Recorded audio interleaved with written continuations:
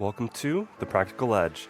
We're here to strip down the old and rebuild a better you, helping redesign your life with clarity, courage, and practical strategies. If you're ready to stop settling and start evolving, you're in the right place, and I'll be your host, Bill in England. I'm going to share a story today about Larry the lemon tree. Years ago, my brother-in-law decided to take some seeds from a lemon that he got out of Buffalo Wild Wings. After years of maintenance, those seeds grew to become small trees. He kept one and gave the other to a friend's parents. It's the one he gave away that happened to become fruitful with lemons. It got me thinking about how we don't see lemon trees too often in Michigan. It's because of the frost and the winter weathers, requiring extra care and maintenance. But there's so many things that have to go right for a lemon tree to become fruitful. Consider the fact that the soil has to be very well, the pH of the soil, the consistency of watering it, and is it draining well, right? The nutrition and the care, the fertilization, the pruning, any pest and disease management. I'm sure you're getting the gist. The complexity of everything that has to go right is astounding. Then it clicked in my mind.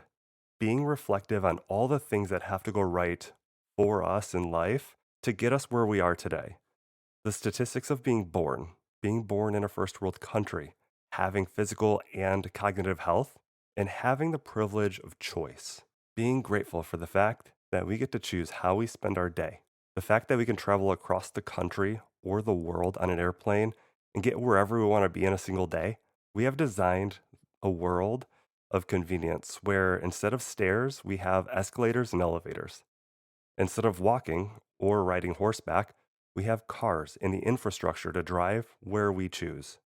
As I recently got back from teaching in Richmond, Virginia, I was bitter at the fact that we don't have any toll roads in the state of Michigan. And I felt like I was coming upon toll road after toll road, and I was running out of cash. Apparently, some of those are cash only, and I was giving it all away. I was frustrated on the inside because it's just something I'm not used to, but it's outside the norm. But the fact that I was able to work in the morning, fly out to Virginia Friday afternoon, teach a class to a series of professionals in their field, followed by the opportunity to explore Richmond on Saturday evening, and then get back home to see my family the next Sunday morning is amazing. It gives us the opportunity to optimize life a little more, but then it's the things that we take for granted, the things that are around us on a day to day basis that we aren't necessarily appreciating as much as we perhaps could. I want to share that reflection and just think about all the things that have to go right in our life. If you are listening to this right now, you have so many things that are going right, and you have the technology in your hands or through your radio, along with free choice, to listen to something like this. Then we have the free will to take action and to think about what are some things to be grateful for as we go through the day. We have the ability to see things differently by what we focus on. Our brain has what's called the reticular activating system, which allows us to see what we focus on. If we choose to focus on things to be grateful for, we're going to notice more reasons to be grateful, or we're going to be more grateful through the day. If we focus on the negatives and are looking for reasons to be disappointed or upset, unfortunately, you're going to see those too. Then you begin to compound that association through subconscious habit, positively or negatively, affecting how you perceive the world around you. So ultimately, it boils down to what do we choose to see? How do we choose to perceive that? And then how do we respond in accordance to what we see? So then I want to ask, do we feed into the warmth and the sunshine around us? Do we protect ourselves from the frost or negativity of those who might try to influence us? Do we control and shape our environment to live an optimal life temperature range that serves us with a healthy blend of support and constructive criticism? Do we surround ourselves with people who are on the same wavelength as us, with similar aspirations, or are we settling for less than what we want out of life? And then, do we have the right people around us to help encourage us to grow, to be in an environment that's a little warmer, living the life we want to live? Are we building resilience to weather the wind, the hail, tornadoes, or the storms that inevitably come along in life time and time again? Do we have a system and a process in place in our life that allows us to weather that storm and keep us protected from permanent damage?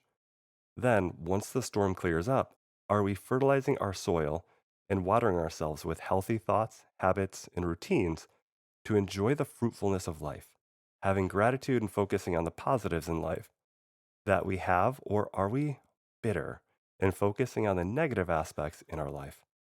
And that choice is yours to make. That choice is ours to make. It may sound Pollyannish to say, I'm not going to say that you should be happy 24/7, but the day to day consistency is what you water.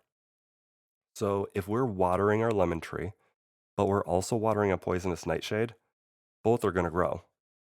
Which one we feed with fertilizer, prune, and care for is what's going to grow best. So, which one are you going to fertilize? Which one are you going to water, prune to ensure it succeeds?